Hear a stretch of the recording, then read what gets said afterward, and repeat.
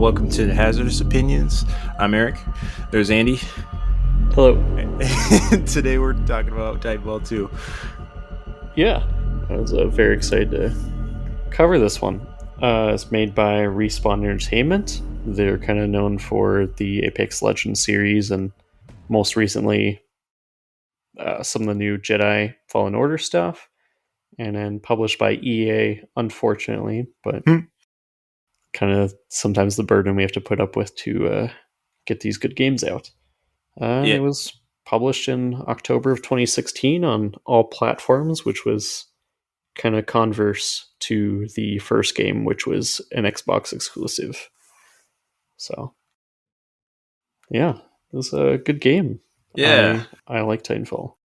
yeah. Fortunately, with EA having their grubby mitts on this, it didn't really turn out to be terrible. No, I think Respawn's one of those few developers where it feels like their reins are loosened, unlike where things like Activision or not Not Activision, Activision. where things like Anthem, obviously the monetary aspect kind of took a more forefront role of the game rather than putting love into the mechanics and what the game should be. Respawn seems like all their games are very consumer focused. Like they want to put out a good product, and I've just really liked everything that Respawn has done to this date. Yeah, it's either that or they're just more efficient at meeting their deadlines than some other developers.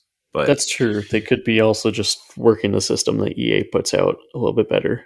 yeah, So it's all possible. But who knows? It's all business. But yeah, they came out with a pretty good game with this one. yeah. So for those of you who don't know, Titanfall is kind of a mech slash first person shooter game where the first game was solely multiplayer, and the second game is also a very large focus on multiplayer, but they did include a campaign as well for those that want it. And that's the majority of what we're going to be covering is the campaign, and then we're going to talk about kind of our general thoughts on the multiplayer for 1 and 2 as well.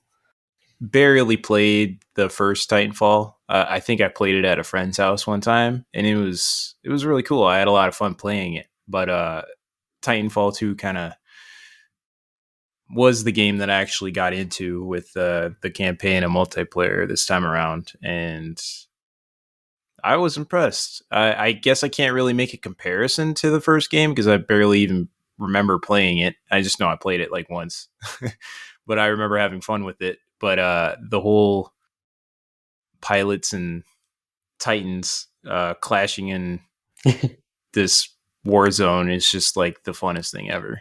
And that's basically what it is. It's just it's what you get. You signed up for like Call of Duty style gameplay with a lot of movement elements that and like kind of like Insomniac's like momentum, like you gain momentum by jumping off walls and jumping everywhere, and it makes Yeah. for some interesting, more vertical gameplay than I think like for this game it really, like when the first Titanfall came out, it was revolutionary. And I think that's what Call of Duty kind of copied off of that for a while there with, was it Advanced Warfare and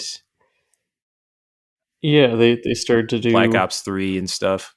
a lot more movement tactics there. I thought maybe it was closer related to Mirror's Edge personally for the some of the parkour style. Like Maybe. it's very quick. Like there's no wall hanging like Assassin's Creed or anything like that. It's very you get on this wall, you get off. Like Right. you're trying to be very quick moving through the environment. It's wall running, not like wall climbing. Yeah, yeah. And like all the maps are designed for that too, which is nice. I mean, if you've played any of the Call of Duties that we're talking about, Advanced Warfare and Black Ops 3, and I think Infinite Warfare worked like that too. Yeah. They it's basically a lot like that in terms of like the movement style. I don't remember what came first Advanced in. Warfare came out before Titanfall 2, Oh, but so I think oh Titanfall 1 came out same year as Advanced Warfare. So they probably both came around at the same time with similar mechanics. yeah. So who's say who came up with what? But in the end, like it still was something fresh at the time. Yeah, they're both 2014. Titanfall 1 and Advanced Warfare. That's interesting. So yeah, it was So kind of just that year of like we want something more futuristic, I guess. yeah. And then we went all futuristic, and then everybody's like, "Okay, we're done with the futuristic stuff. We want boots on ground," and Back to World War that's what we Two. got. Yep, Yeah. it's you can't please the gaming community, that's for sure.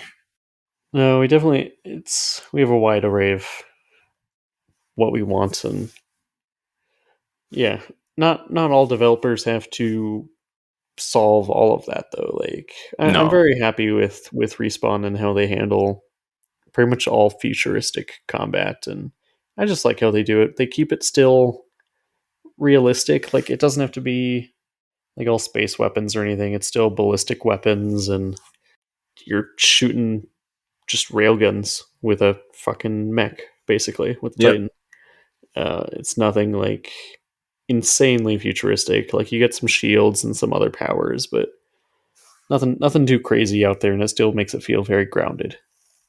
yeah. And when I remember when Titanfall first came out, it reminded me of Avatar. Yeah, Do you remember that? And that was I thought the mechs in Avatar were just the coolest thing, and then I found out that they like did that into a game. I was like so excited to play it, but I didn't have any money. I was too young, didn't have a job. But like, yeah, it was so cool. Just the whole concept. yeah. I put a lot of time into the first game's campaign, or not campaign, into the first game's multiplayer. I've played a decent amount of two's multiplayer as well, but like I said, this is my first time going through the campaign, so it was interesting seeing a little bit of a slowdown, I guess, since it felt more introductory for people just getting into Titanfall Hmm. to do like a campaign. It wasn't like so much stuff around the map, like people who are super like in all the FPS stuff that can do all these cool tricks and kill everyone. It felt more introductory than that.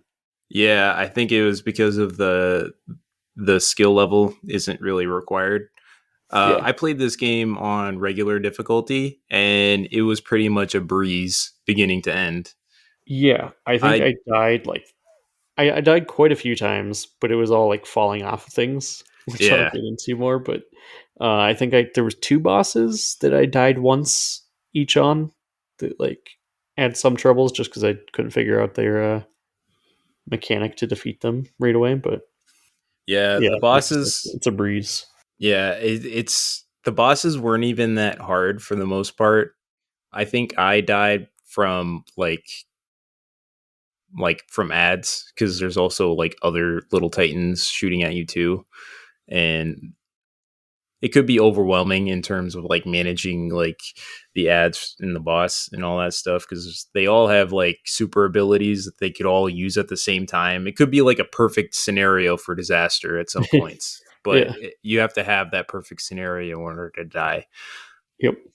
I think other than the bosses, I only died either from falling, like you said, or the ticks. The ticks could get I overwhelming, yeah.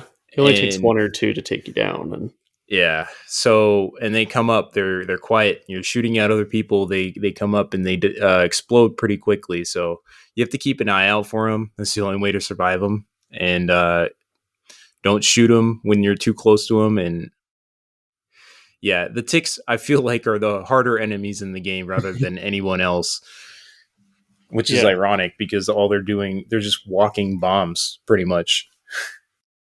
Yeah, just mostly for TTK speed, Yep. just like the time it takes for them to kill you. They're really I useful in multiplayer. That's for sure. For how I feel about this game overall, I definitely feel like I want to separate my ratings for campaign and multiplayer. Like, if I just focus on multiplayer, I think one and two are very closely related. I don't think they really changed the formula too much, other than maybe bringing us some new gear and new fun stuff to play with. Hmm. So I like multiplayer is really high in my mind, like a 9.2.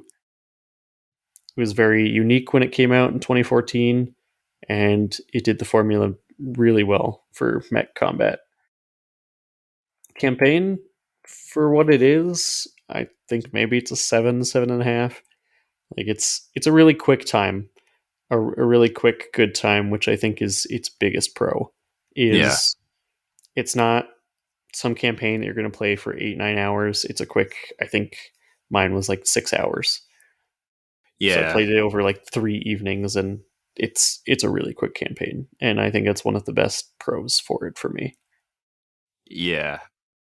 I played it one night in a shorter time than that of probably a little under 4 hours. So it is extremely short. And if you're like us playing this game kind of late in the game after Apex Legends and all that stuff, like you Yep. kind of know how to play. Like you instinctively know how to play. If you've played Apex Legends, you'll be a master at this campaign. You'll complete it in record time for sure Yeah.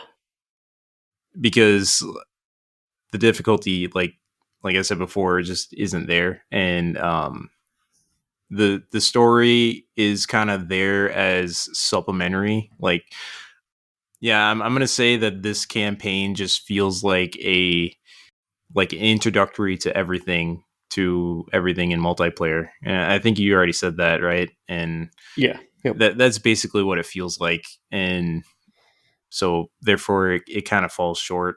I really love the multiplayer. I think I'm with you on the multiplayer, like a 9. Like I remember playing the multiplayer.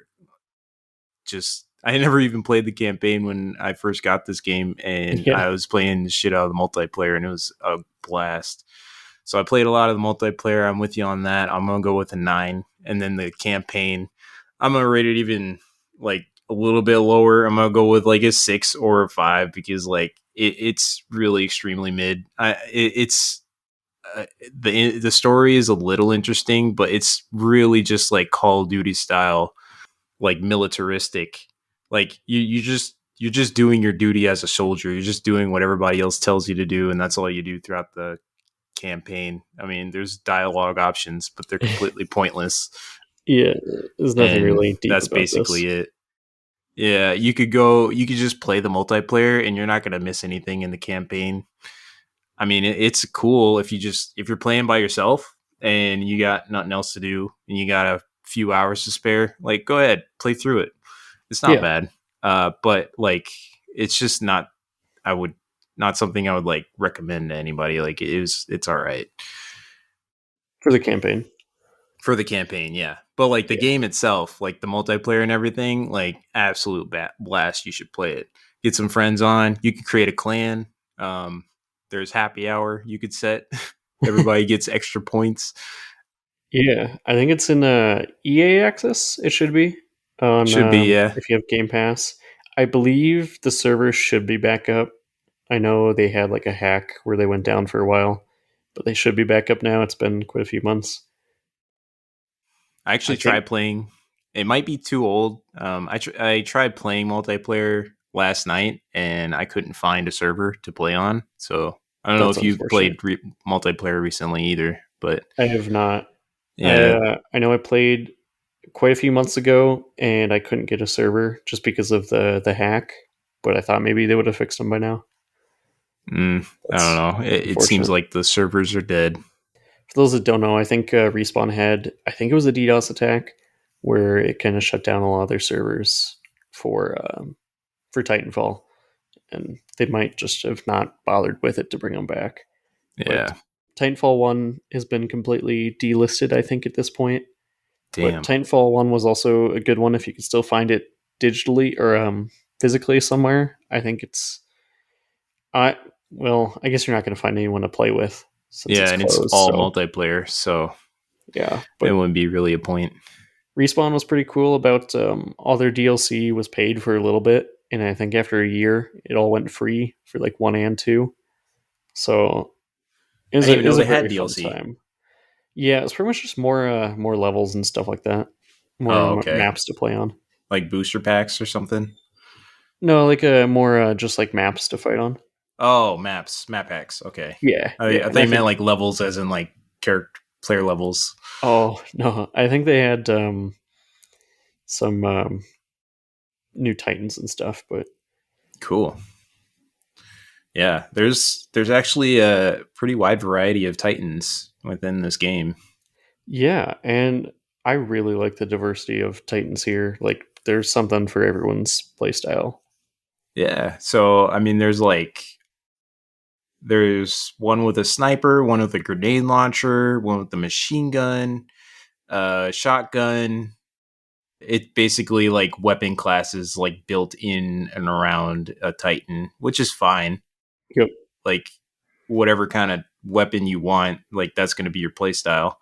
If you like it Yeah. up close and personal, you're going to get like a Ronin who has a shotgun and has a giant sword.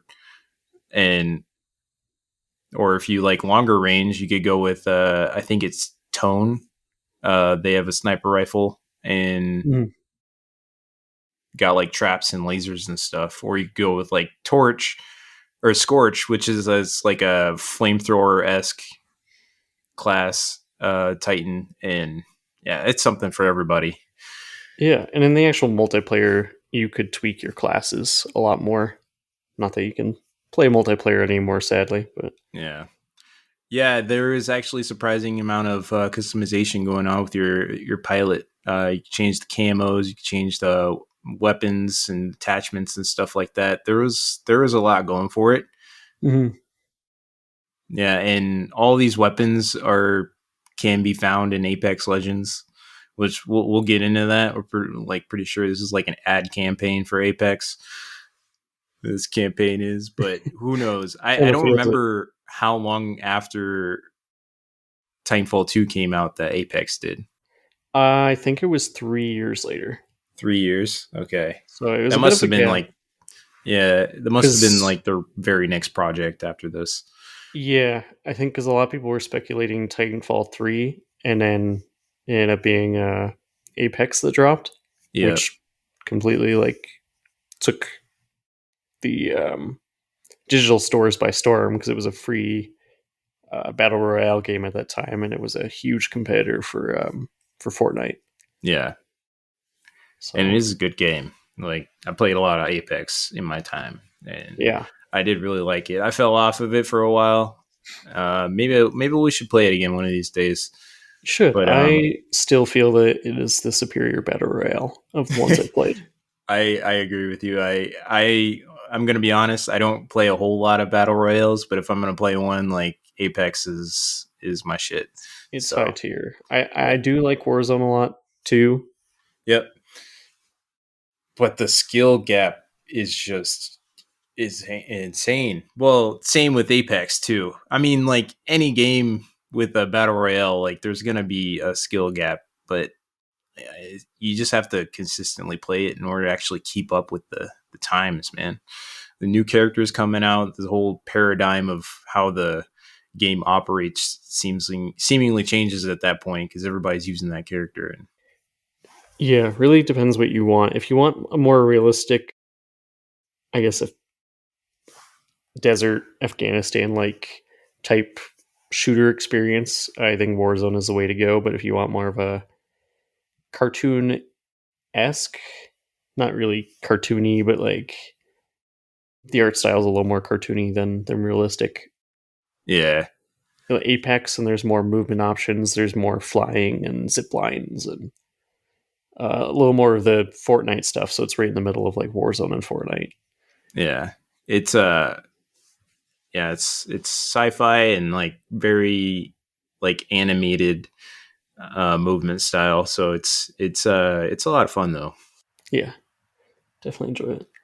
So, like we said, there's a lot of movement stuff in Titanfall, and I think it's kind of what sets it apart. Even though it came out around the same time as Advanced Warfare, I still feel like Titanfall really set itself apart with like the wall running, just the way that combat felt. Like you Yeah. felt fast and nimble as a pilot, but when you're in the Titan, you felt like big and strong. And there was like just Yep. two types of gameplay loop there in one multiplayer match. And no matter what you were doing, it felt fun. Like you're killing ads on the ground, like the bots and stuff in Titanfall 1. I think they have them in 2 as well, just They like do. bots roaming around. Yep. But then when you get your Titan, you're going after other players. It's just a really fun gameplay loop for the multiplayer.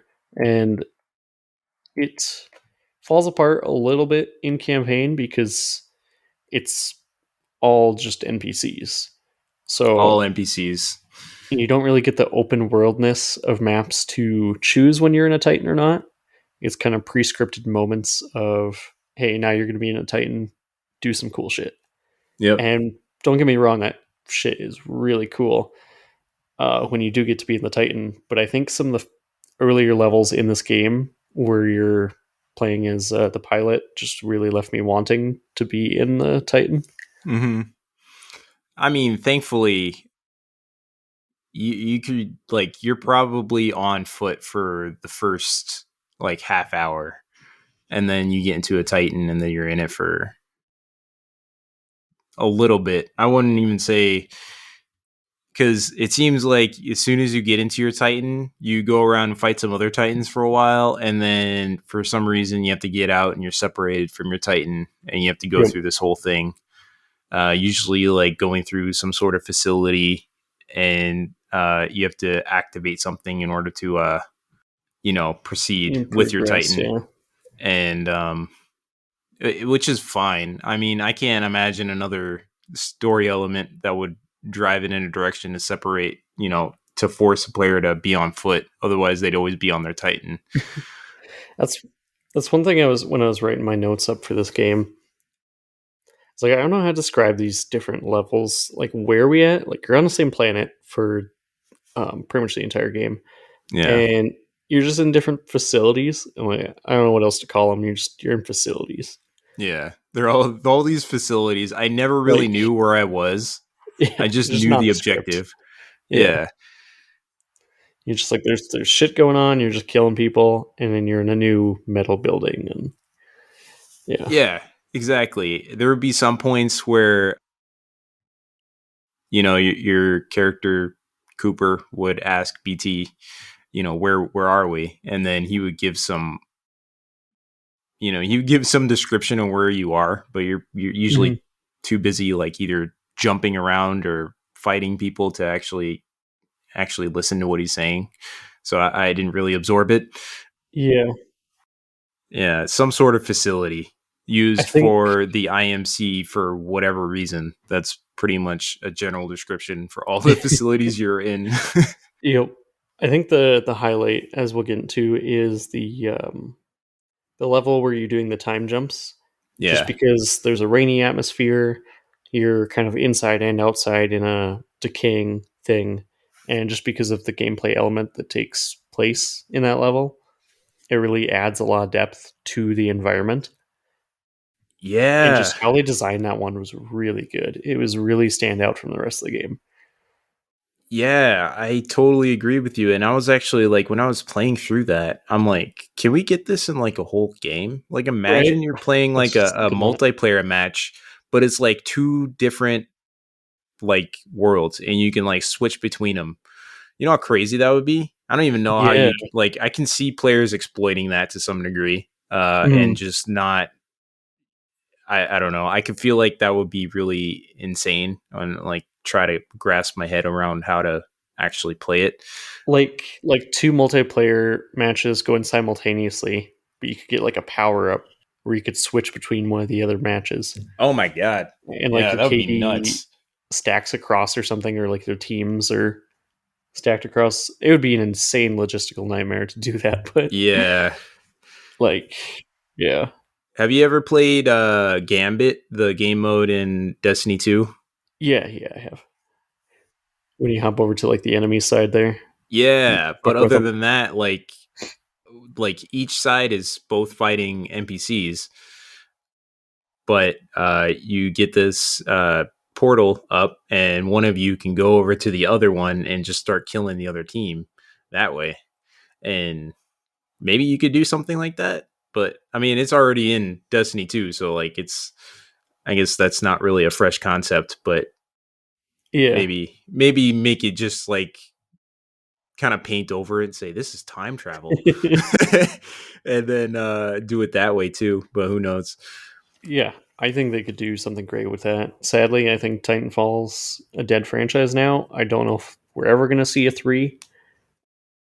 I mean, time will tell, but it's been 4 years since Apex, and Apex is still going strong It really is. monetarily. So Yeah. I don't know if we're going to see another Titanfall. It might just be Star Wars games from Respawn now. Yeah, and I think I'm okay with that. I like Star Wars and I like Titanfall also, but I don't know what other direction they could go with this to keep it relevant. If they're going to make another game, it's just going to, it'll basically, unless they add something completely different or something, I can't imagine how, wouldn't be just a copy paste like a I Call of just Duty franchise thing. I I don't know what the statistics were with in 2014 how well Advanced Warfare did. I don't know if it took all the mojo from what Titanfall could have been. But Yeah. Titanfall didn't do like as well as hoped. At least like what I had hoped. Like the servers were never insanely popular. The game Yeah. was never widely talked about. It was a cool game for those who liked it. And it did eventually go free to play, but not like with a pay to win model or anything. It just they started giving out the game, which was cool. And that got more people to play it, but the game just never really took off as a long running thing, sadly. And I don't know if that was the COD competitiveness, but It could be, and I guess I'm not like, I'm a little sad to see that the servers on Titanfall 2 are dead, but like now that I'm thinking about it, like when was the last time I actually played it too? yeah, So I guess I can't really be that upset if it is a dead franchise, because like, yeah, I was obsessed with it for a little bit, but it was really only a little bit. Mainly because I don't really play a whole lot of multiplayer games. But that's just me though. If I were yeah, to play a multiplayer game, like this would be something I would love to jump into. But there's a lot of other good competitors out there too. That can use up my time well. it was just sadly the time frame. I think if it came out like if 1 and 2 each got pushed back like a couple of years, like one came out in like 12 or 11 or something of the 2000s, maybe it could have taken off a lot better if it had beat the storm, I guess, a little bit of some of these big games. But Yeah, it always has a place in my heart. yeah, me too. Like what you said before, it could have been just overshadowed by Call of Duty, and that's what really kind of killed it from the beginning. But yeah, I mean, at least we still have Apex, which is kind of like the same game. I mean, all the weapons and like some of the characters from this game are in that game, Yep. and it's just a battle royale. So No Titans, so no Titans. just a lot of falling. Yeah, we need a Titan update for Apex, and we'll be happy. Could you imagine? That would be devastating. Yeah, Titan Battle Royale, which is pretty much they did have some multiplayer modes in too that were kind of like that, like last one alive type of thing. Yeah, Those are I do pretty remember good. playing that. Yeah. This So the gameplay loop for, I mean, you cover the gameplay loop, the mechanics. It's like it's it's Call of Duty style. I mean, it's, you can slide, you can run on walls, and the controls seem pretty fluid with this. I never felt like anything was really out of place in terms of it being a first person shooter. Hmm. I don't know about you, but yeah, I like the controls. It was pretty good. I thought, as someone who played a lot of the multiplayer, everything came pretty natural picking this up again after a couple of years. Hmm. Everything's pretty intuitive as well. And there's a few game mechanics that came in the game that aren't in the multiplayer that were fun as well and picked up really easily, like the time travel and the like using fans. Almost felt like some Portal levels. Like they would throw in some puzzles there. Yeah, I did appreciate that. Or when you got the arc Yeah, the gun, what arc was it tool, called? Arc tool. Yeah, that's what it was. which is And confusing because they you have the arc and the arc tool yeah, in the the game. the tool for the arc. One's a C, one's a K. Yeah, exactly. But yeah, there's a little bit of puzzle on like how to get around the map.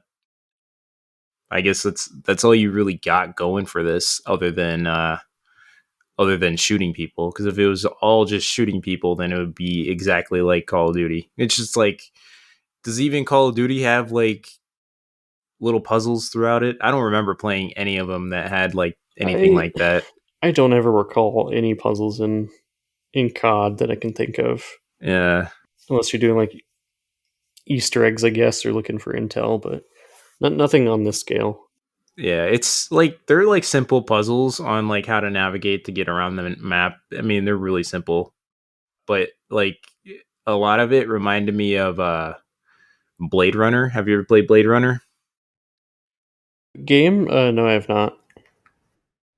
So it's basically like it's kind of like this. There's a lot of wall running and jumping and parkour and stuff, but instead of shooting, you have a samurai sword and can't get shot. You like all the enemies shoot like one shot. It's a very simple game, but like it's a lot. It's very fast paced and it's like timed levels and stuff like that. But yeah, that this game kind of reminded me of that in terms of like how to navigate net maps because it felt a lot like the same. Okay. Yeah. But Some of the humor and dialogue in this game are stand out to me as well. I really like the humor and the relationship between BT and Cooper. I think the dialogue for everyone else in the game falls very flat. yeah, I don't think there's any other character I liked any of the dialogue with other than BT and Cooper. But I like their relationship. It definitely works well for the little story they're trying to put together there. It's short and sweet. yeah, it was nice. It was a good little laugh here and there. It's funny because like Cooper likes to use a lot of expressions, and Yeah. BT is a literal robot who doesn't understand expressions, so he takes them literally. Yep. And yeah, so he basically has to explain the joke, or he has to and he doesn't even have to do that. He'll just kind of accept it, like, okay, he's a robot. Yep. It doesn't really matter. And BT picks up on a lot of it and stuff, and you see it throughout the game too. Like anything Cooper says, like BT takes it to heart. It's Yeah, pretty cute. I like the little thumbs up part he does there. He's just kind of imitating him, well, not really understanding why he's doing it, but he just does it as a good gesture. yep. Or he, what was the other one? He says like, "I'm on a hot streak." Like Oh, after yep. Cooper explained it to him, I have killed many a people today. Yeah, he's like, your temperature levels seem nominal. Are you feeling okay about this hot streak? And he's like, and it's an expression. It seems I'm killing a lot of people, and then he's like, well, in that case, I have 137 hot streaks so far today. Yeah, I like it, and it's an interesting mix because you're taking a pilot who's or you're taking a Titan who's used to having Lastimosa, who we'll talk about, who is just a pilot who's trained to be a pilot, and then you Yep. have an infantry guy, Cooper, who just kind of gets thrown into this role and has to learn what the pilots go through and all that. Yeah. And BT's like, "Congratulations on your promotion." And then the leader of the mission that was being conducted was killed, and then it's like, now it's up to you. Congratulations on your promotion. I like those little bits. It's Yeah, like, oh, we're moving up in the world field promotion. under unfortunate circumstances, but yeah, moving up. Yep. The little dialogue tree is a neat little touch. Like there's sometimes it'll pop up between BT and Cooper's dialogue where you get two options to just say something, and none of it has an effect. It's all comedic mostly, or learning more about the environment. But I liked it. Yeah, yeah. For the most part, it was pointless. I mean, you could press a button and say something, or you can not press a button and say nothing. It doesn't really matter. But if you want to hear more of a dialogue between Cooper and BT, like you get to indulge in that a little bit. So it's a good option. But in terms of like the entire story plot, like I said before, like it's there. that's that's about it.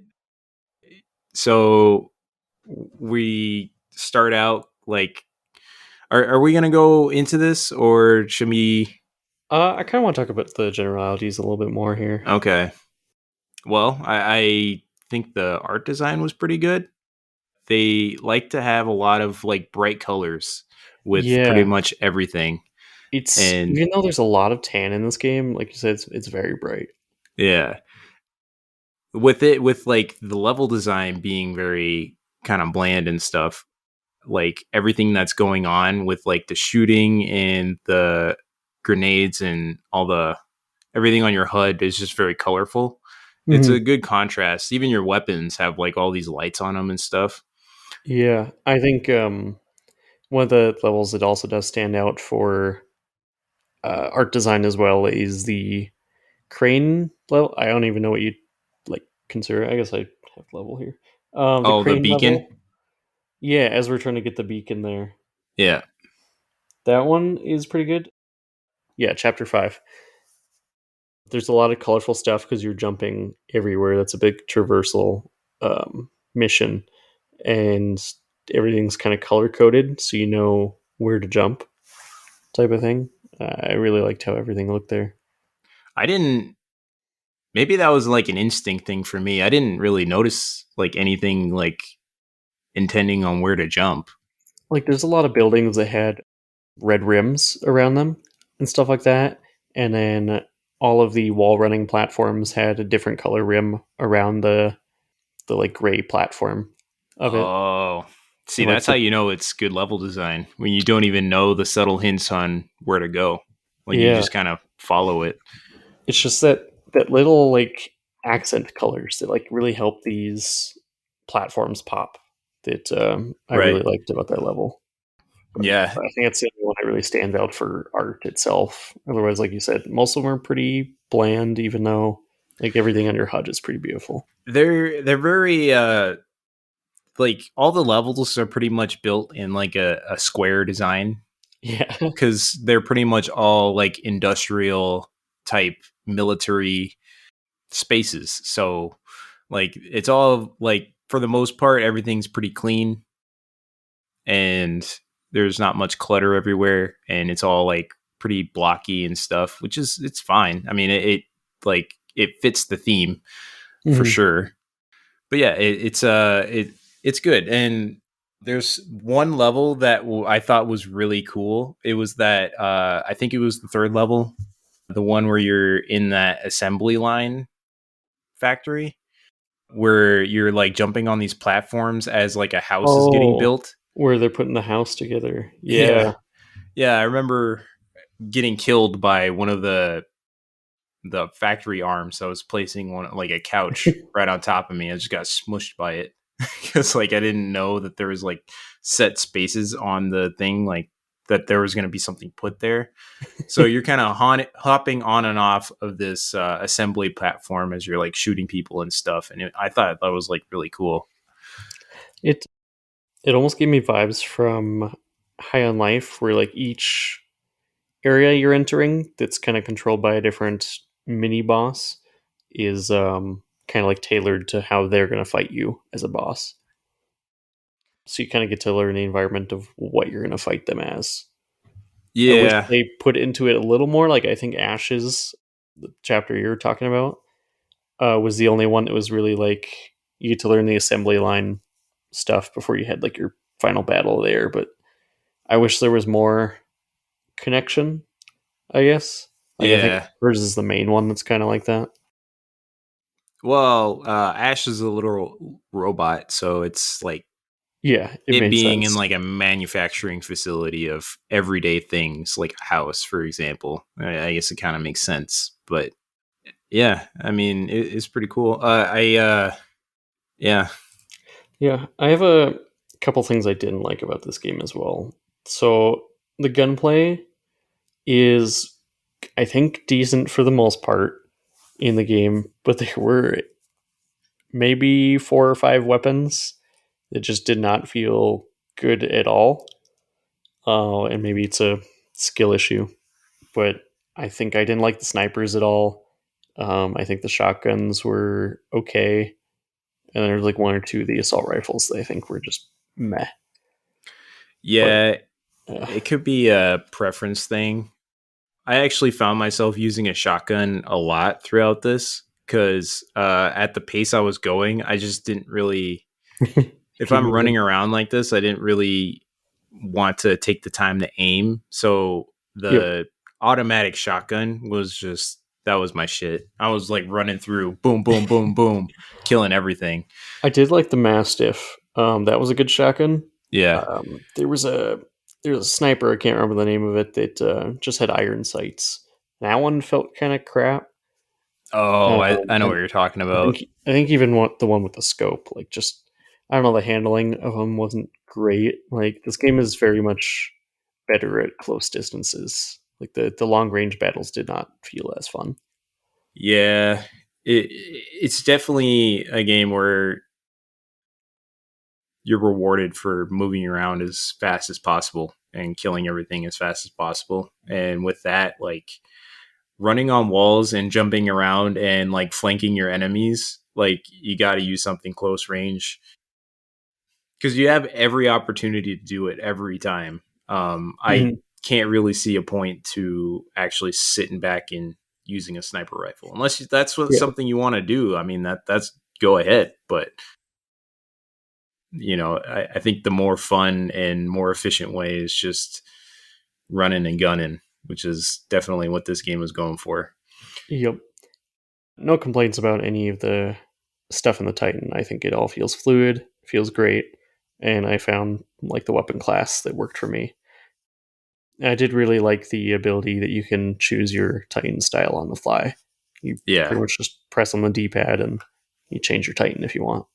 yeah. I ended up using the shit out of that feature like a lot, and I really enjoyed that because there'd be times like there. I think it was Tone that uses a sniper rifle, and you can like charge up the sniper shot, and it Use does the a ton of damage. 40 millimeter. I think so. It's like a big cannon sniper rifle. That might be a North Star. I think. It might be. Yeah, that sounds about right. So yeah, the North Star one. I find myself using the sniper a lot, and then the machine gun, switching between those two Hmm. because the machine gun is like medium to long range. You can kind of actually switch that, and then well, I guess not switch it. It was like the upgraded version of BT where you're able to do that. But Yeah. for the most part, the machine gun was like medium to long range, which is very versatile. I used it all the time. And then the sniper rifle was something I would use when there's like a crowd of enemies that I can't just jump into, and I would just kind of pick them off. Yeah, I really liked Tone with his 40 millimeter cannon. I did wish I could edit them more, and maybe there's a ability for that to change some features, but I didn't see it in the campaign there. But I did really like the Titan that you get very last. I can't remember his name, but you get like the machine gun that had a lot more ammunition than the first. Titan you get, Ion, Yeah, and it his was. superpowers were great. Yeah, it was still BT because remember he took out his core or whatever and then put it in the new one. Yeah, but like the Titan class, I meant. Oh, it was a different class. Oh well, I mean, Whatever yeah, the one at the end was, yeah. whatever it was, the name was. I don't remember either. But yeah, it had like a smart cannon on it or a smart core. Yep. The cores are really fun too. So each Titan has like a ultimate ability. I guess that's the best way to explain it. Ultimate, because it like builds up the more kills you get, and then once you use it, you just do this like power attack of whatever it is. Could be like a giant laser. Could be really fast like Gatling gun or well, what are some other ones? Some of them make you fly for and hover in the air for a little bit, and Yeah, some damage I think boosters, some Ronin, you pull out a different stuff like that. sword. Uh, it's like you do a lot of damage in a short amount of time.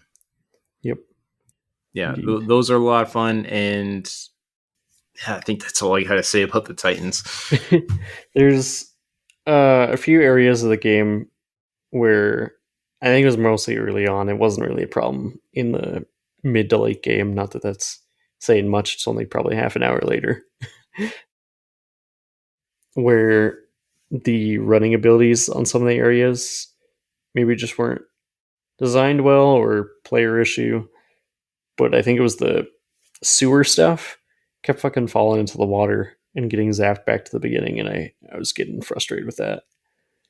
Oh But yeah, it that could be a skill issue too. I had a lot of issues like trying to traverse this, but I think for the most part, I mean, there's like if the traversing is something that you're good at, I wouldn't imagine there'd be much problem with that. yep. So And then, as you said, we played on regular for this one. I don't know what the higher lower difficulties are like for this campaign here, but for regular, it seemed like you go in the red really fast. Like you get shot a couple times, and the healing factor is pretty fast. But it just felt like also, I guess it's incentivizing you not to stand still. yeah, But I found that there were some areas of the campaign where kind of a full frontal assault is really your only option, and yeah. yeah, you're just taking cover for a bit of the combat and poking out and shooting people. What I'm noticed for the most part is in a lot of these levels there is a pretty good amount of like cover everywhere. Like you could, I mean, sometimes there is like open spaces and stuff, and that's where you can't stay still. But I think it was during the time traveling part that I had the most difficulty with trying to survive because it got to a point to where you got enemies in one timeline and you got also enemies in the other timeline, so it's like Yeah, nowhere is safe. yep, couldn't hide. And before I got to that part, I was just abusing the shit out of that time travel thing because I would just I would go into a room and then time travel, and then there'd be these little remnants of where they were in the other timeline. I would Yep. go right up to that, switch to that, and then punch him, and then just like almost like make him think I'm like teleporting everywhere. Yeah. That was so I much fun. I initially was like using it just a little bit just to get past through the environment. And then as you go forward more and you're fighting in both timelines, I was running on the walls. I was having a great time with that level. Running on the walls, shooting guys, teleporting, killing some of the dinosaur things, and then teleporting back when you're behind the people. And just that's a great time. I like that level. hmm that's easily my favorite level out of the whole game. Yeah. But Yeah. that's all I have on like the generalities. So if we want to take a short break here and then get into the main story for what there is. Yeah. Yeah, All let's do right. it. Break See you time. guys soon.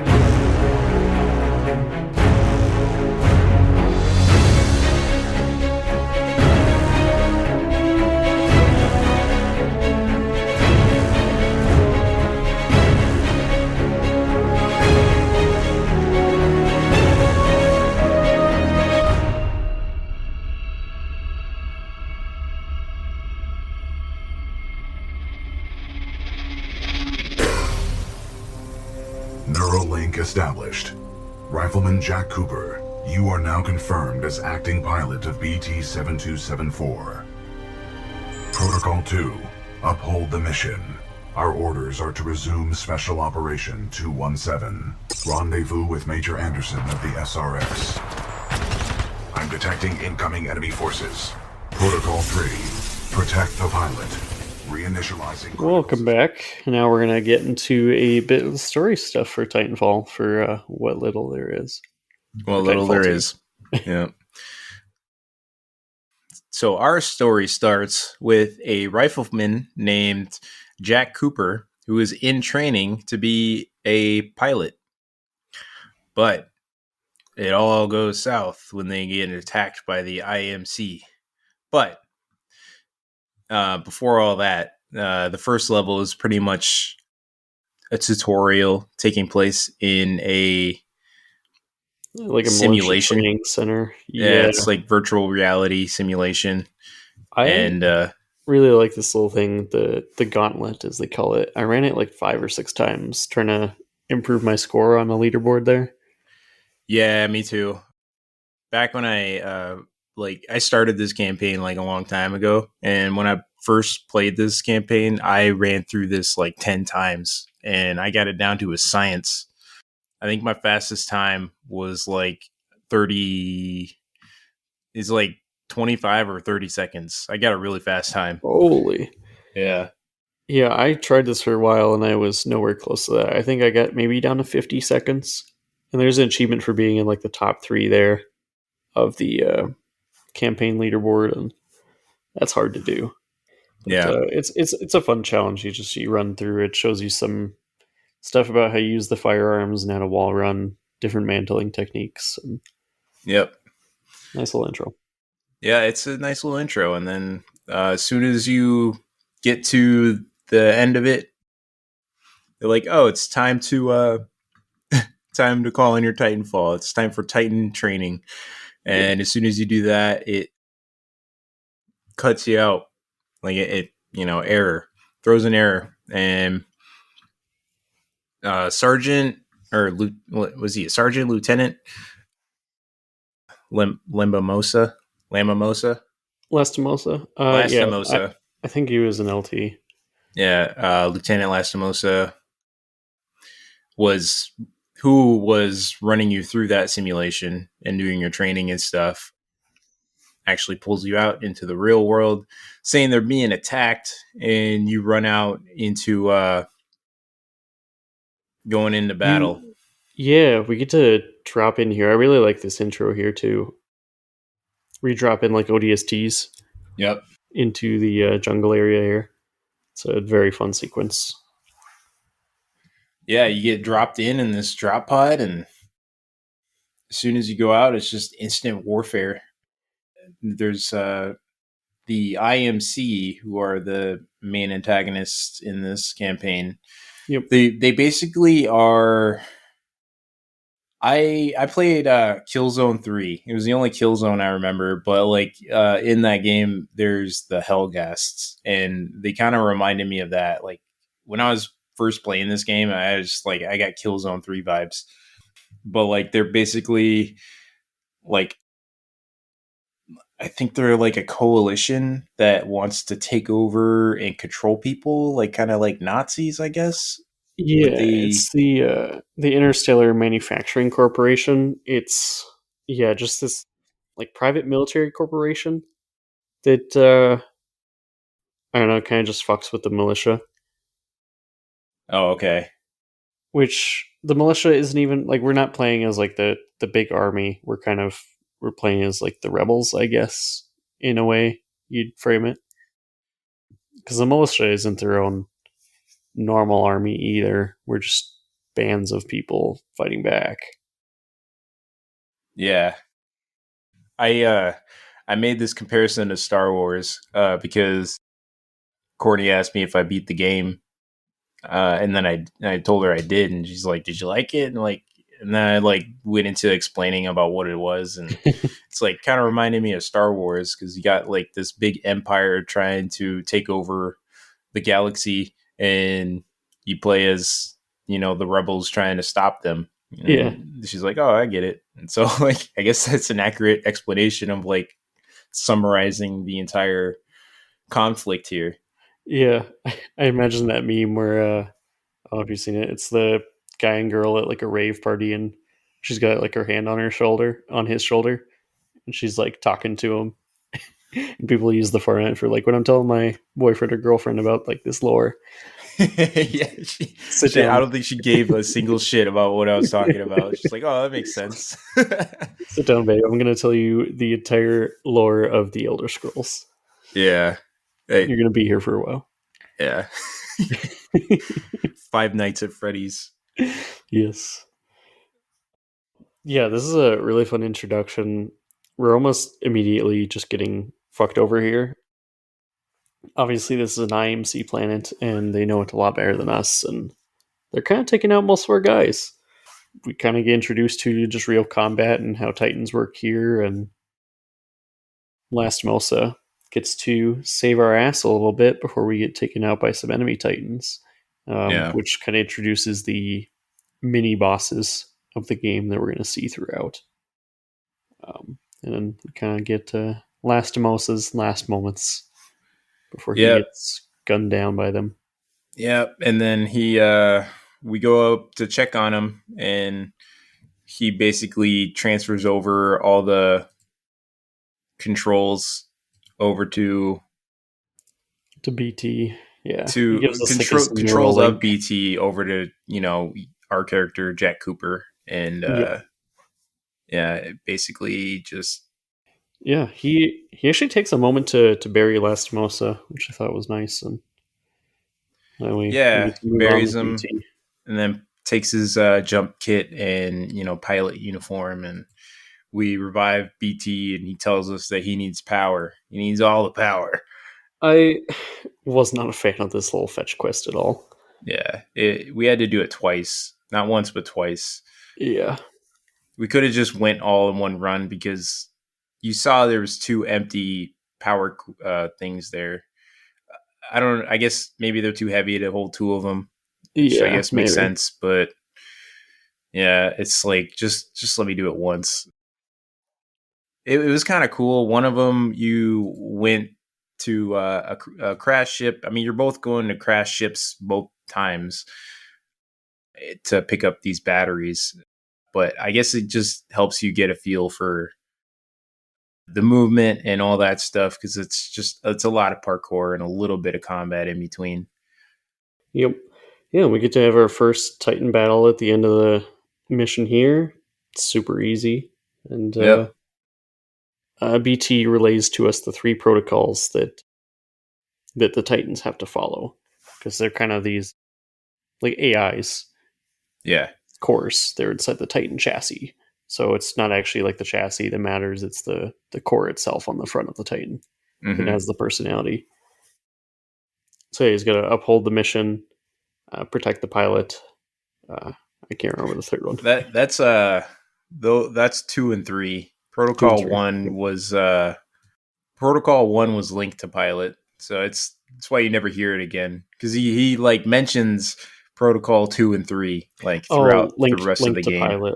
Yeah, Yeah, link to pilot, and then uphold the mission and protect protect the the pilot. pilot. Yep. Yeah. So we got to uphold one of our protocols here, and Lastimosa's previous mission before he perished was finding Major Anderson and linking up with him. So that's what we're gonna do. Yeah. We go on to chapter 2. We get a little bit of combat which is kind of cool. The enemy titans in this game are I mean, most of them are pretty easy to kill Mm-hmm. if like if you're kind of accurate, I guess. If you're accurate, you can kind of kill them pretty easily. And other than that, like there's just like people running around that you don't really have to worry about at all because they don't do much damage. But every time you're in a Titan, you're fighting other Titans, so there's that. And so Yeah. there's a little bit of variety in the beginning, but not a lot. It's mostly like Tone and Brute that you're fighting, and then it kind of gets increasingly more difficult with the Titans you're fighting throughout the rest of the game. Yep. Yeah, so we But yeah, start that's that level, and then we get to start chapter 2 with running into Lieutenant Freeborn right away and some other militia survivors, and we get to fight off some more Titans and fight through some facilities, which is something you're going to be doing a lot in this game. yep. And then you get your first boss battle, Kane, and I really like this. Like, it's almost like a Borderlands entry of That was boss, is what I thought. that was exactly what I was thinking. I'm like, Like they, this looks just like Borderlands bosses. It like like kind they, of zooms in on them. pop up their name title card. They actually step out of their Titan to introduce themselves. Yeah, Like, why don't we fucking blast him right there while he's exposed? right. Could have just sniped. Yeah, I That would liked have it been though. like a funny It's parody funny. thing. If you just like one of the bosses, as soon as he hops out, just gets sniped. Like then is like, okay, you completed the boss fight. Yep, you get the thumbs up from BT. Yeah, It's good. Very, very easy fight. very easy. There's no There's like problem pillars here. everywhere, all around that you have ample cover. You could just kind of dodge in and out, and there's like probably one or two other Titans that are fighting you, but for the most part, as soon as like if you're just constantly shooting at him, which is just what you should be doing, and like shooting your missiles at him, he goes down pretty quick. So Yep. Yeah, so I get to kill him and steal his helmet radio, which is how we'll listen into the enemy communications for the rest of the game. And yeah, then that's pretty much it. Like we get an interception of a transmission between Sloan and Blisk here at the end, and we kind of get our next goal of where we're heading. You move straight into chapter 3. yeah, I like these little. They do little time jumps in between. They're not long time jumps, but it kind of skips like what would be menial walking and traveling. hmm, Just like, oh, you're at the next facility now. You don't need to really traverse the planet. yeah. I think it would be cool if it was like an open world game, traveling around with your Titan, uh, going around doing a little side quests. I think that would be Yeah, pretty cool. I think it would be an entirely different Oh game. yeah, They would have to absolutely. like throw enemies around more and yeah, Yeah, do some I side yeah, quests. that would be Yep. like a really really cool game. I feel like it would be a lot better for a single player experience to have something like that than a linear campaign. But Yep. that's a lot more resources and stuff, so I get it. Yeah. As we get to listen to more of these transmissions as we're going through this facility, find out Blisk is the one of these mercenaries for the IMC that killed Lastimosa. So we're not really like on a revenge quest. We're just doing our mission and killing bosses as they come. Yep. But this is pretty much Ash's level. She's a robot, I guess you'd say. There's kind of like AI robots in Yeah. this game as well. And this is the fun level we talked about a little bit before, where we're in a factory that's building preset houses, and you're kind of just jumping through this factory level between different stages of a house being built, and Yeah. trying not to get crushed as you're going through. Yeah. Like the reason we got to go through it is because like at the beginning, BT just gets grabbed by some random Yep. robot like a assembly arm, and then he gets taken away. So you're just like your objective is to search for BT along the assembly line. So like okay, so you kind of have to ride along the assembly line, which is like getting constructed into a house, and all the way you gotta fight all these enemies. I suppose you don't really have to either. I mean, you could just go right by them, but like that's like skipping half the fun of the game. So Yeah.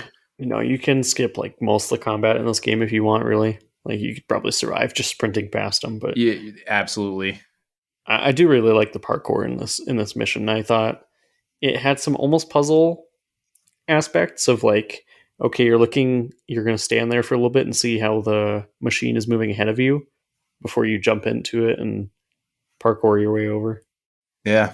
And another thing is like I guess this makes sense. There's like a ghost runner that you Yeah. can summon that'll help you figure out the best path that you can take, which I used a few times and it was necessary because at some points I'm like, where do I go from here? And I just like would fall and die. But that Ghost Runner really helped. I suppose Yeah. it's like it makes sense for the pilot suit because it has Probably a little thing calculates at the the bottom. best It's like scanning thing. and stuff to find the best route. So Yeah. And you can well, completely like skip those two because you have to like almost be stationary to like do your scans. Like if you go off and start running the thing, it's not gonna right, finish the scan. yeah. So you have to like wait for it to finish. And I It's really more like of an those. assistance if you can't figure it out yourself. Yeah, like a nice little tip system there for you. Yeah, I think I used it maybe once or twice, but it's good to have that. yeah. It's not necessary. Well, it is necessary sometimes, but it's very like you know quality of life thing. So yeah, yeah. A lot of parkour in this. Basically, you're hopping on and off this house that's being built, and you kind of just have to keep on the assembly line up until you reach the end of it, which is like a fully built house, and it's just like put on a wall. So it gets this part was kind of weird. It really tripped me out. So like the house is sideways, but you have to go Mhm. up. Yeah, So because you're it's like a conveyor belting upwards to the surface. yeah, so you have to climb up the floor of the house. Yeah, pretty much.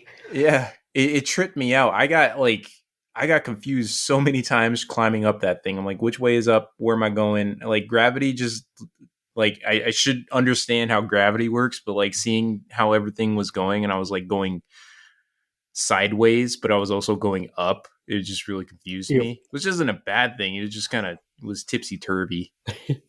Yeah, very fun traversal. And then once you finally do get to the top, though, Ash puts us in like a battle arena, sends some waves after us. Obviously, it doesn't work. Before Yeah. she's like, I'll take care of this myself. The normal Classic villain. boss battle stuff. Yeah.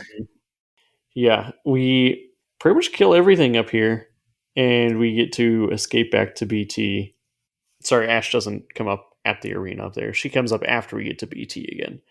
And Yeah. then as we're leaving the facility, she stops us at the exit and we have our boss battle We there. fight her in the Titan and stuff, and yeah, she Yep. was pretty easy. I didn't really have much problem with this. Nothing really about this boss fight was significant.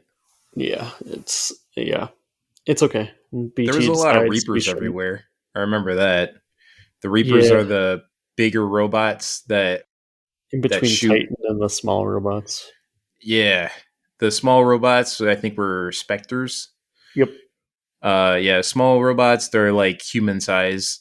They're called Spectres, and they walk around and shoot. And then the Reapers are the big, like big robots. I don't know, probably like 2 human height. Yeah. They're bigger and but not as big as a Titan. But Yeah. they shoot a lot of lasers, and they can be pretty overwhelming if there's a lot of them. Um, That's one of the things I can't remember if I mentioned about the like multiplayer that felt cool is like you don't usually take on a Titan when you were a pilot in the multiplayer, just because no, those guys are as big as a house. Like the scale of Titans really comes into play when you're like a pilot running around. And you're like, oh, I'm puny compared to that thing up there. I'm just not going to fuck yeah, with him. it is possible to take out a Titan, but you're really gonna have to get like all the help you can get from your other teammates in order to Yep. do it. Because if you're doing it by yourself, you either have to have a rocket launcher and be really agile and Still or takes a lot of whatever. hits too. Yeah. Takes a lot of hits. You have to be really agile, try not to get hit. I've probably done it once or twice, like by myself, but it's really hard to do. And yeah, not recommended, but Yep. it is Yeah. possible. After we kill Ash, we get into arguably, I think, both of our favorite chapters of the game, Effect and Cause, which is Yep. a funny I just realized a funny play on the words of cause and effect, since everything's kind of backwards in this level Yeah. of time jumps. Yeah, so yeah, We're going it's like between like takes past place and in this, present. yeah, past and present. It takes place in this facility that they're trying to work on time travel, or they're trying to. Were they like inventing time travel at this facility? Because like that's what the Ark did, right? I listened to the audio logs, but I still didn't really get a full understanding of what the original purpose of this thing was. I think they just discovered, like, they just did it. I don't know, Yeah, it happened. I think And there they're was like, something okay, with might as well use this. exploiting wormholes or something that helped them achieve this. Probably interstellar travel Yeah, research. But something like that. turns out this arc is a planet killer, or can be used to kill planets, which is why the IMC wants the technology. Yep. So that's why they're kind of here on this planet and trying to get the arc and everything. But we get to use it a little bit in this level to time travel for Yep. just this level. Yep. And we get this thing by rendezvousing with Major Anderson. Well, half of him. Yeah, so he's like hanging from the ceiling, and we grab his helmet, Yep. and we're like, I found Anderson. He's dead. He's BT's like mission completed. Rendezvous with Anderson is complete. And then, Yep. yeah, it's like that's he's cold, BT. he's like stuck in a floor halfway. Like Yeah, he's stuck. yeah. I don't know how that happened because like we saw his audio or his holographic logs or whatever, and he got Mhm. pushed like into that reactor. So I don't know if he just like went through space Yeah. and time and then ended up in the floor.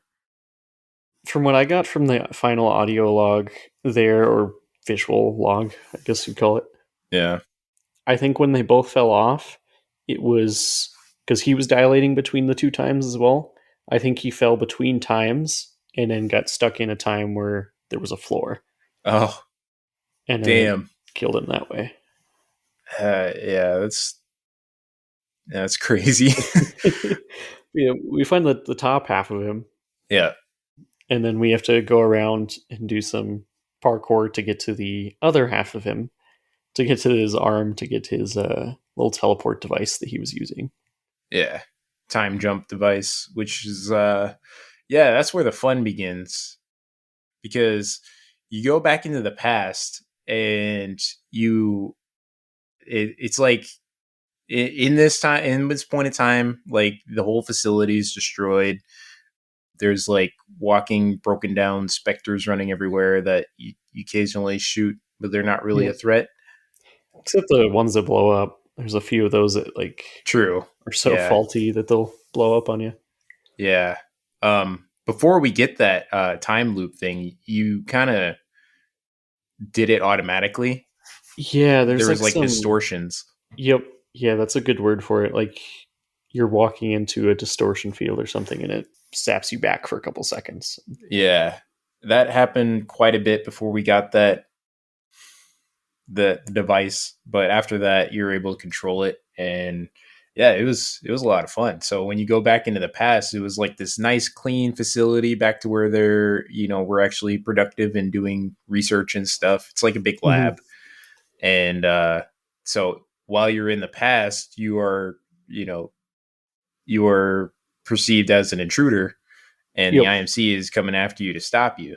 So in order to get through some parts of the level, like there's like laser doors and closed doors that you gotta like open to get through and switch back and forth. But Yeah. once you start fighting enemies, then you can just switch back and forth and just basically teleport between time. They don't know what's going on. They're like, "Oh, he's like teleporting," and they're like all freaking out, and you're just having a grand old time.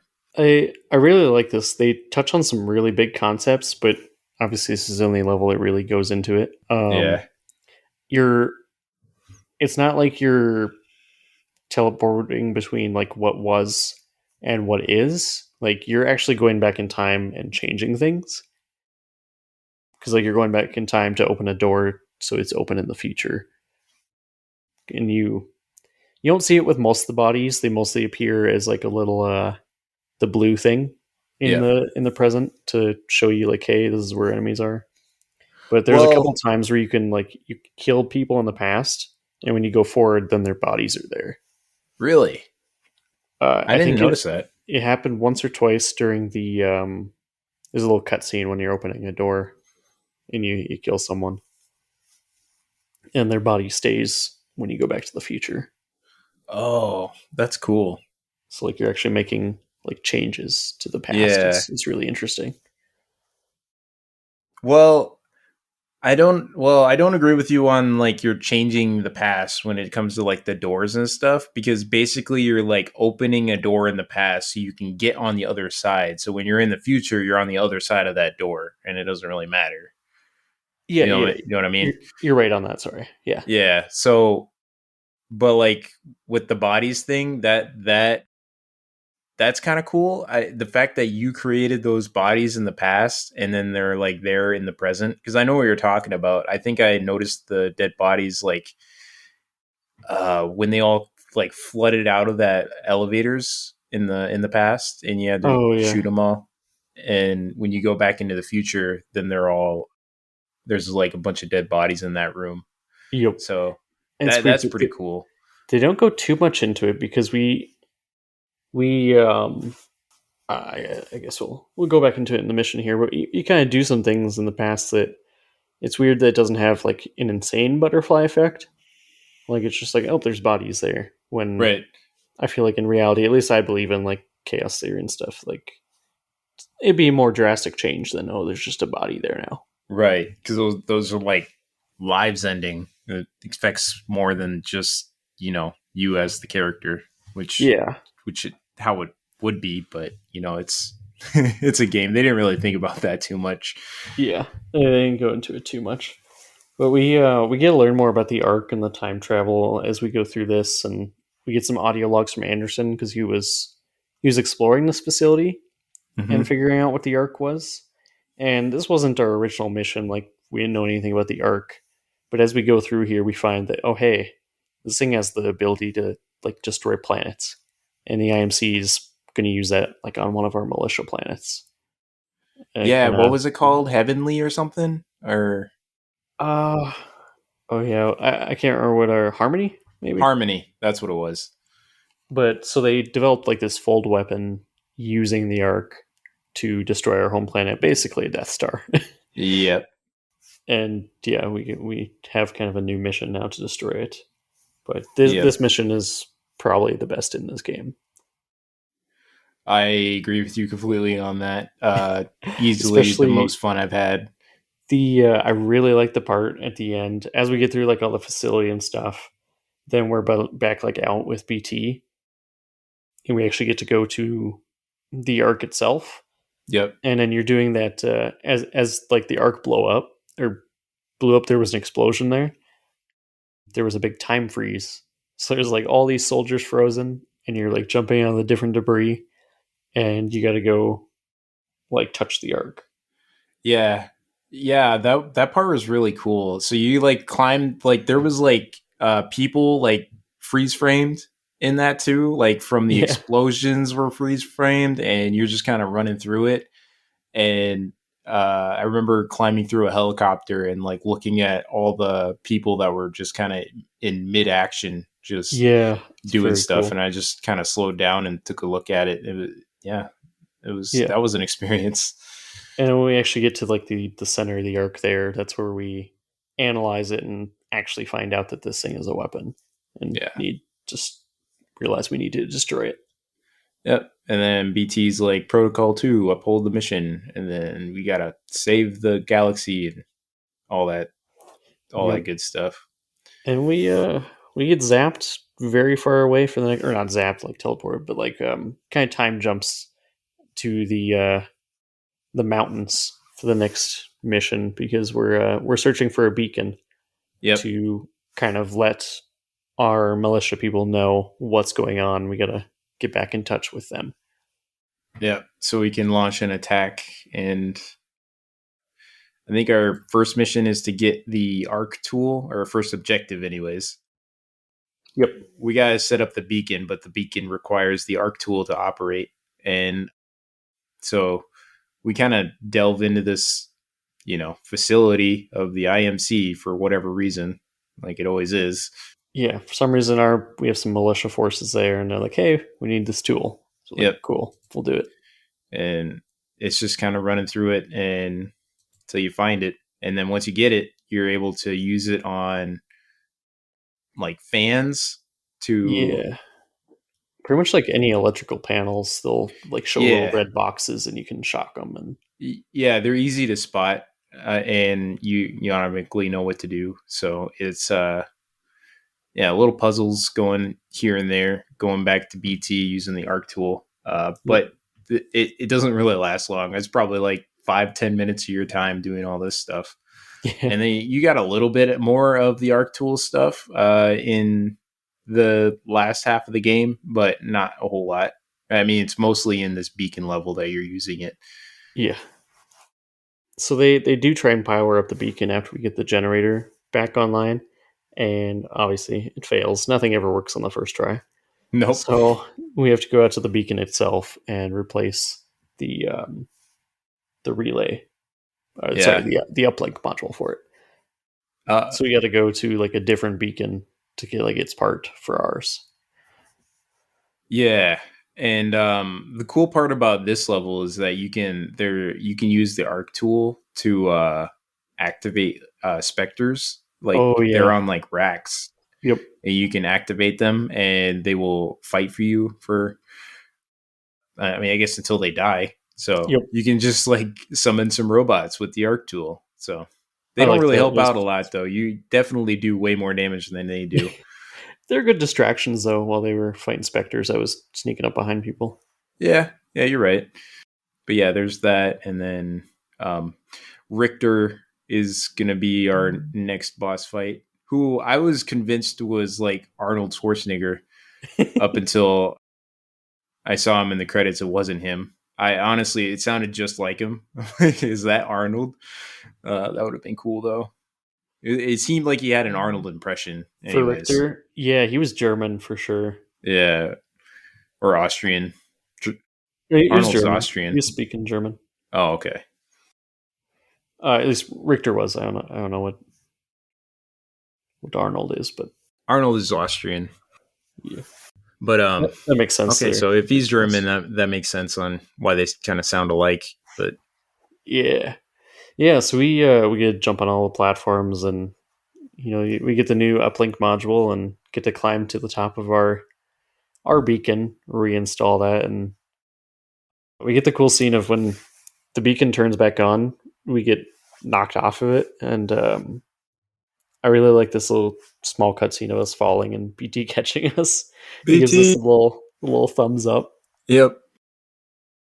There's on our way to like getting that uplink module, we get thrown by BT, and it's like a cool recurring thing where Cooper said, "Hey, you could have thrown me instead of like me doing a zip line, I think, or whatever he did in the last level."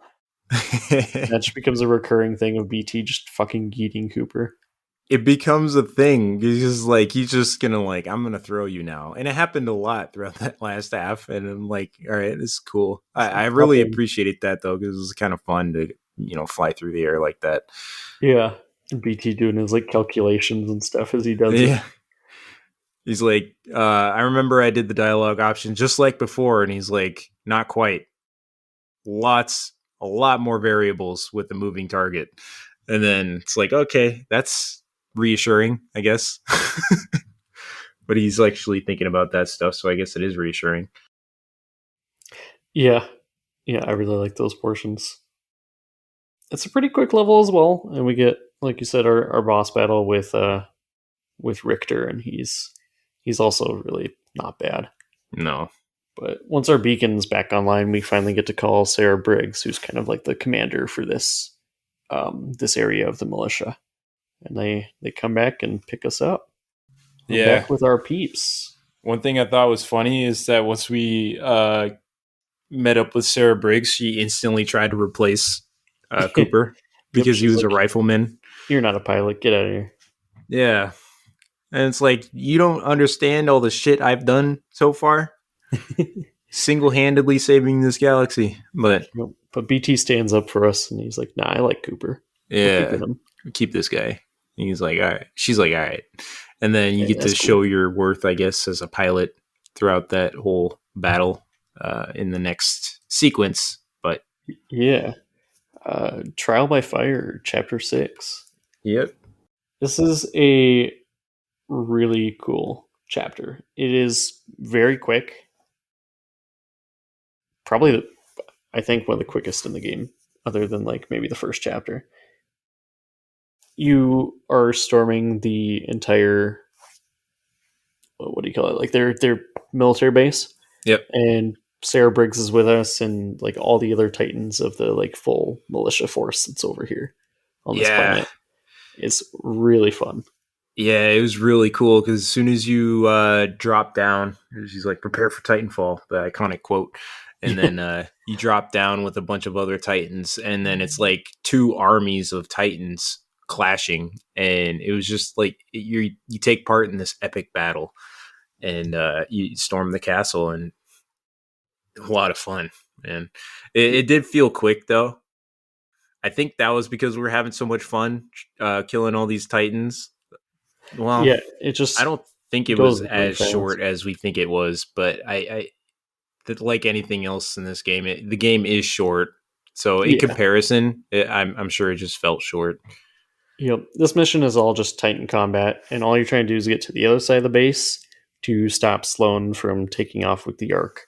But we fail. Sloan Yeah, pretty much takes off just as we get there, and they get out. So we get back on our ship, and that's when we're like full speed, pretty much just chasing down Sloan, trying not to let her get away with the Ark.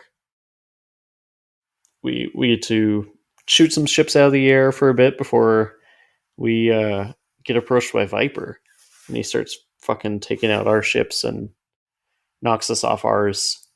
BT ends up saving us, and this is where one of the ships takes us to where their ship is. Pretty much, you're flying on a bunch of ships in this level.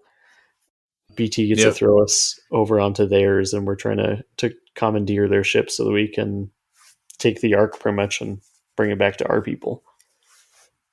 I really like all this combat here, like on the side of the ship. I thought it was pretty fun. I enjoyed it. A lot more like open areas to fight in here.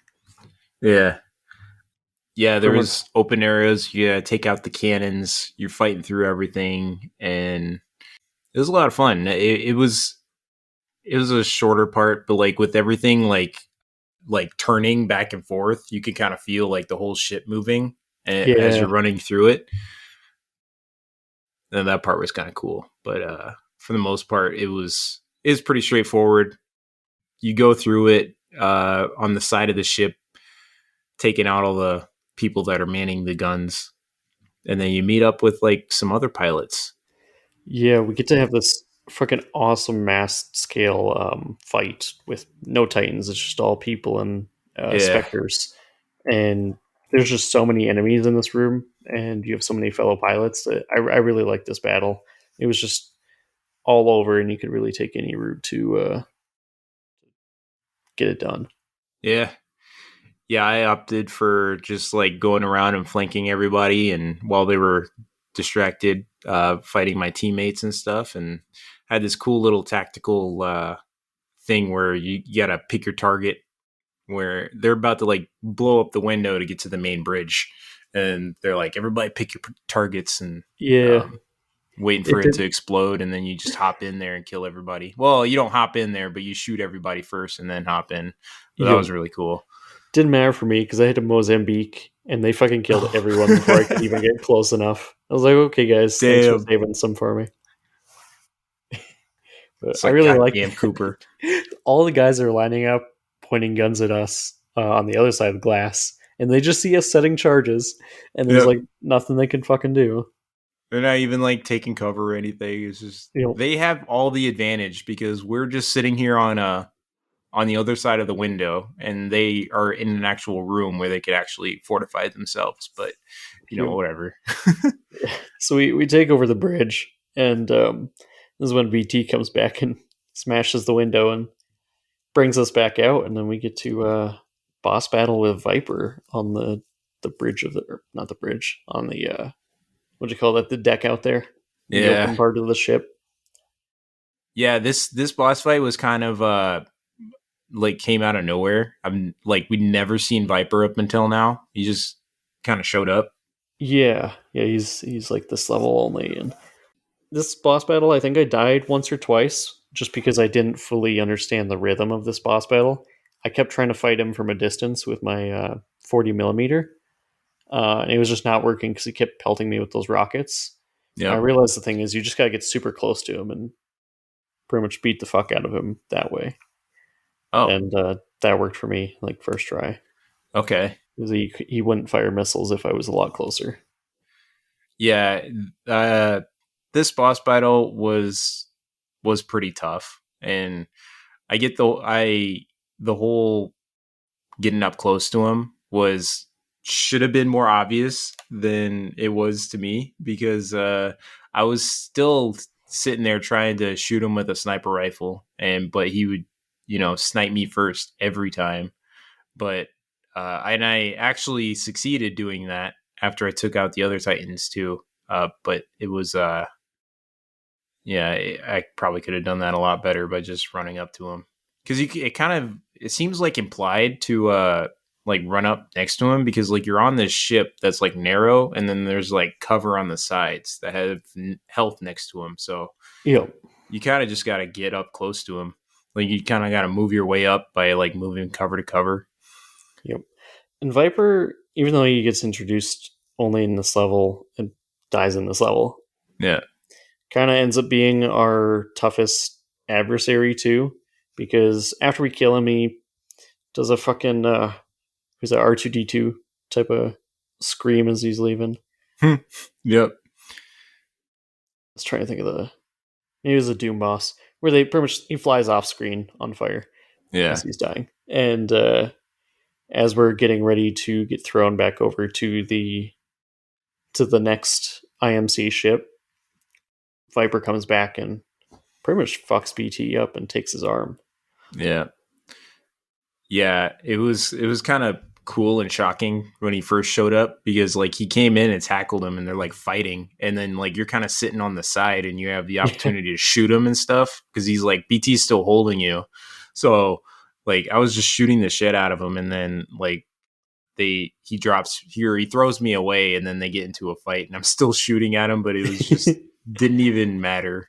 I don't felt know why I thought it did. like Godzilla v Kong. Like I was shooting him too, and I'm like, I don't think I'm helping. I'm sorry, No, BT. I'm really I'm trying. trying. Yeah. BT does manage to rip off the pilot cage of Viper though, and we managed to get a shot off on the pilot and save BT pretty much. Yeah. So we start losing our ship though. Now the IMC ship that we're on is pretty much crashing out of the sky.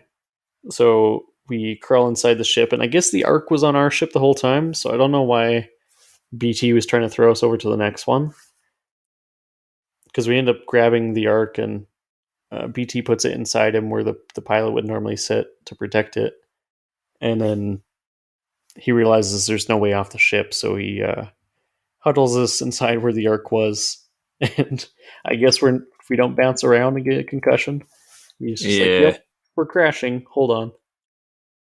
Yeah, that was a little confusing to me too because like what the whole point of to get to that ship was I Yeah, don't know. I guess we had the Ark the whole time on our ship, but Yeah. So I thought they were escaping with the Ark. I thought that was the thing. Like, or we had the oh, Ark, that could be it. We were just going to take the ship and fly away with it.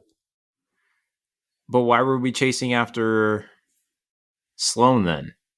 This must be the ship that Sloan was on. I don't know.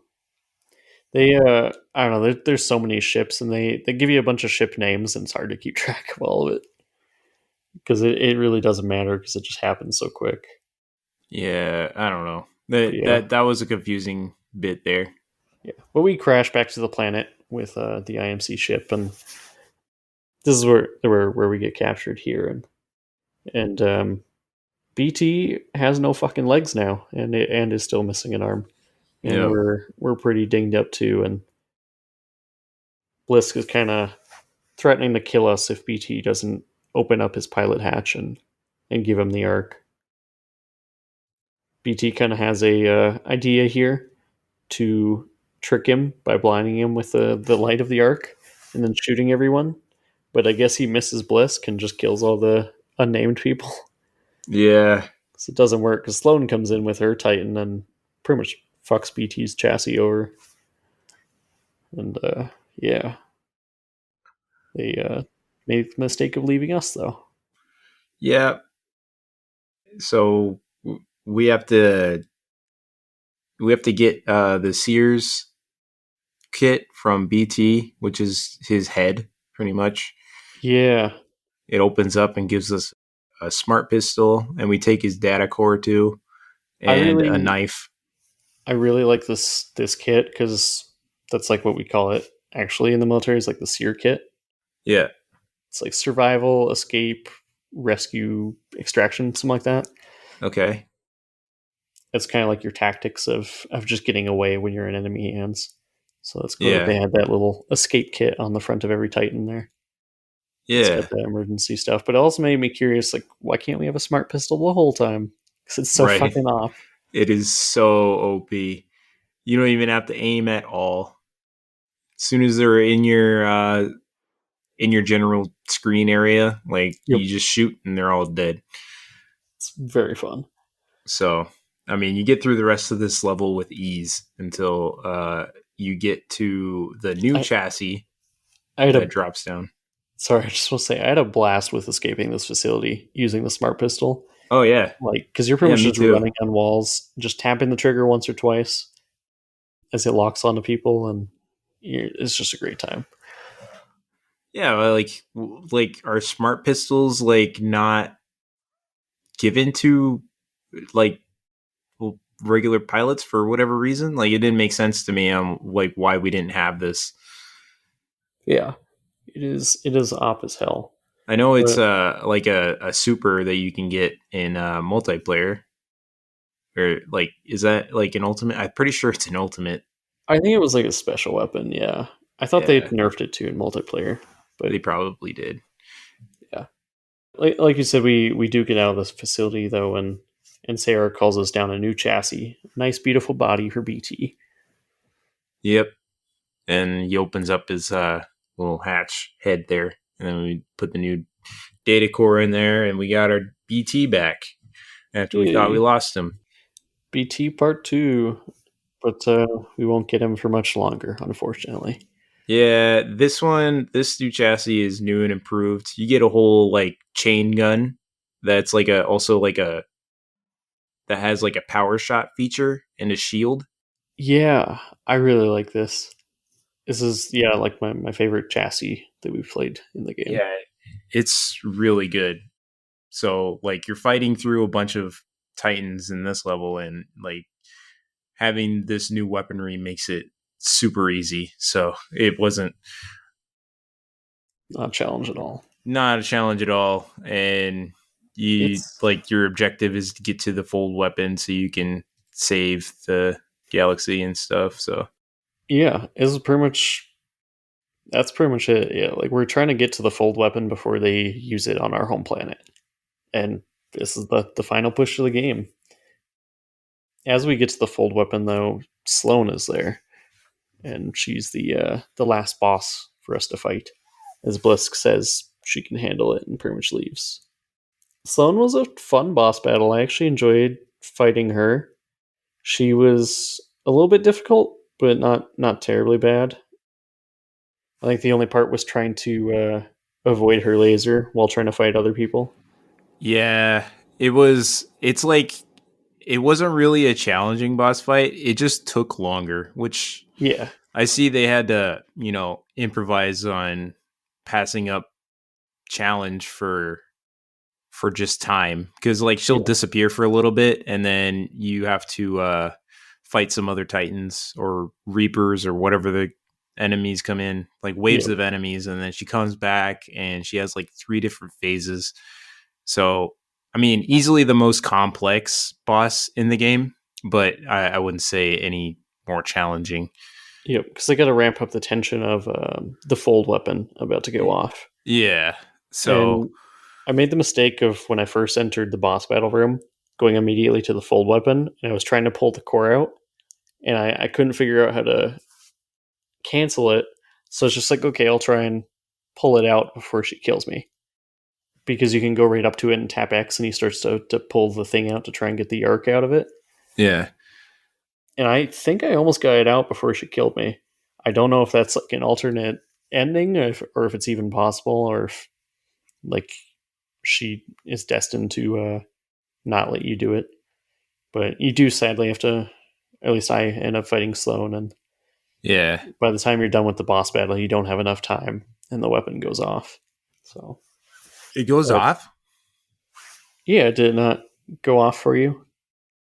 I mean, I never like retried this. I got through the boss fight pretty easily, and then I went up to the Like it? Oh, sorry, weapon and did it. I didn't mean like went off as in destroyed the planet. It like did like an EMP thing as it was preparing, and kind of messed up BT's chassis a little bit. This Oh, new fresh thing. yeah. Yeah, that's what that was. Yeah. Yeah. So that's a scripted event. I thought you were thinking that like you had to get to it. Like it was like one of those things that it was like a timed event. You had to get to the gun you before it goes off, and I'm like, I didn't have that problem. But Yeah. yeah, no, the scripted event, it blows up and BT is all banged up, and then like you're kind of sitting in the Titan where it's like no visuals for a little bit, and then Yep. kind of reboots. Bliss gives us a advertisement for Apex, and then pretty much fucks off. Yeah, He comes he's over like, and has a playing card on her chassis. he's like, I'm not gonna kill you because I don't work for free. I'm like, all right, great, Good cool. excuse. Yep. Your only opportunity to kill the one person that's been fucking up your plans the entire game. You're just like, I don't work for free. I'm not gonna kill you. It's like, Yeah, whatever. it's not paying me to be here right now, so goodbye. Yeah. And then he slaps a little Apex card on the windshield or Yeah. whatever. Yeah. But yeah, BT decides he can reroute enough power to get himself back up, and he decides the only way to stop the arc weapon now, the fold weapon now, is to jump inside it and detonate his core. So Cooper is completely along with this plan, as he's pretty close to BT, and unfortunately, as we jump off into it, BT throws us into the fucking sky. Yep. And then Does not let us come with. he goes in there and blows himself up, and yeah. Never thought I'd be attached to a robot, but I was attached to BT and just ripped my heart out like that. It's very sad. Yeah. Now it's like time to escape though, because you land on this like pillar floating in space, and you have to like kind of run across all this debris that's flying everywhere to get to the extraction point. It's like Halo 4's when the whole ship is crashing and you're running along all the debris. Yeah, that's Trying to pretty avoid getting accurate smushed. actually. It's a very fun exit though, and we get to the little drop ship, and Sarah's there waiting for us, and we pretty much slip space off and before it all gets destroyed. Yeah. Yeah, and then Cooper gives his final thoughts on everything that happened and how he misses BT, and the credits roll. Yeah, he's a pilot now. He's a pilot now. Yep. Yep. But Very it's kind of only the start of it, because that was just one IMC base, and that's it. Yeah. It's a very small, contained story. It is. But it's for what it is, it's not too bad. Yeah. Like I said, I think for me personally, like some people probably like longer, more in depth campaigns, and I do wish there was maybe more heart or more seriousness put into some of it, so that you could have more heartfelt moments with BT rather than like Hmm. our Borderlands moments with each of the bosses. It was a little goofy and felt out of place at times, but I do like the short and sweet of this. I think it worked well for me, Yeah. even if the story wasn't the most in depth or great. Yeah, no, like we said before, like this is pretty much like an introductory to the mechanics of the game, and Yep.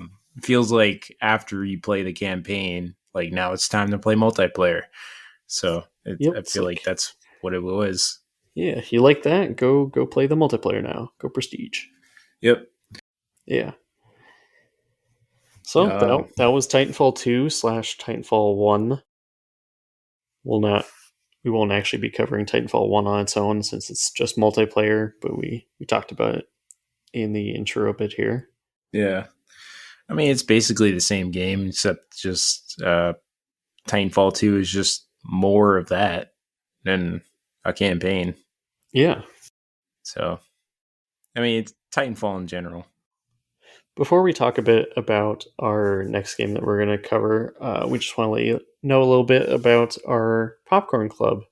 So that's kind of what we call our Discord server. There's an invite link in the description that you can join. You can come chat with us anytime, tell us your thoughts. Also, if you want to reach out to us, we have an Instagram and a Gmail that's also in the description. Both are Hazardous Opinions Pod. And then we also appreciate ratings and reviews, especially on Spotify and Apple. They really help us like work with the algorithm and kind of get more notice, so we can talk to more of you guys and um, see what you guys want to hear covered. Yeah, absolutely. We're open to suggestions. The polls are open. Pitch, you know, put your ticket in, Put or your thoughts in. not your ticket. I mean, we'll thoroughly. We'd like to talk to you. Yeah. So you playing any other cool games right now, or any that you'd recommend to go along with Titanfall? Uh, Most people are done with the quick campaign since they don't have multiplayer. I nothing related to Titanfall. I mean, I guess in the realm of it being a first person game, I've been playing Dead Island 2. That one's pretty fun. Yeah. How is that so far? It's good. It it feels a little bit like kind of the same as the first Dead Island, which to be expected, right? But like there's a lot more going for it. Like a lot more abilities and a lot more weapons. Yeah. So far, I mean, I've probably played like a couple hours of it, but so far I really like it. Also, I'll have to check that one out. I really enjoyed the original Dead Island, so more of that is always fun. Yeah, absolutely. What about you? Yeah. For recommendations, I think since you won't get to play the multiplayer portion of Titanfall anymore, there's a free game. I know it's at least on Xbox. I don't know about PlayStation. It's called Hawken. It's nowhere near as good as Titanfall, but it's at least some fun mech combat as well, and it's free. So Hawkin. yeah, Okay. I'll have to check that one out. because I would also, as I say, like Air Mech Arena is also a good free one, but that one's more real time strategy. There's not many Yeah. good mech games out there. I I actually tried playing Air Mech Arena like even a few years ago, but the servers are closed. The servers Yeah, are dead and there's no single player, so but that not one's dead really too. you can't even play it. Yeah, we definitely live in a world now where server closures are just so common that I feel like they happen more rapidly. Yeah. But yeah, I I've mean, been putting the time into Titanfall 2 and started playing some of the games with gold stuff, catching up on a backlog of games. There was this Star Wars pod racing game that was games with gold recently. That one actually wasn't terrible. It was kind of like a what's that game like Hydro plane server. It's just a little pod racing game. It was kind of cute. Now that's pod racing, baby. That wasn't too bad. And then, of course, getting back into Fall Guys lately, which is always a fun game. Yeah, Fall Guys is pretty good. But yeah, so that's kind of what we've been playing.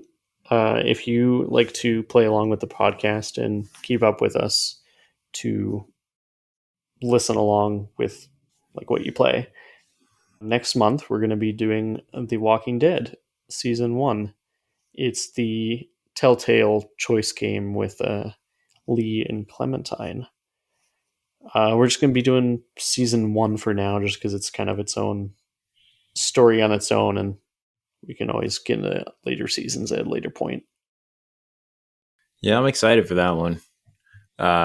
Never played it, but I've heard really good things about it in that realm of Telltale.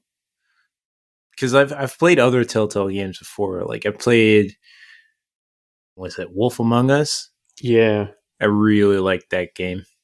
So Wolf Among Us, I played a little bit of that Borderlands one. But yeah, I like out of all those, I've heard that the Walking Dead one is like top tier. So like I'm excited to see how that goes. Yeah. It is my favorite of the Telltale games so far. At least Season 1 is. I can't say as much for the later seasons, but... Okay. Well, we'll get to it. Awesome. Well, that's all I have. That's all I got, too. This is Eric and Andy signing off. Alrighty. See you guys next time. I'm assigned a new Titan.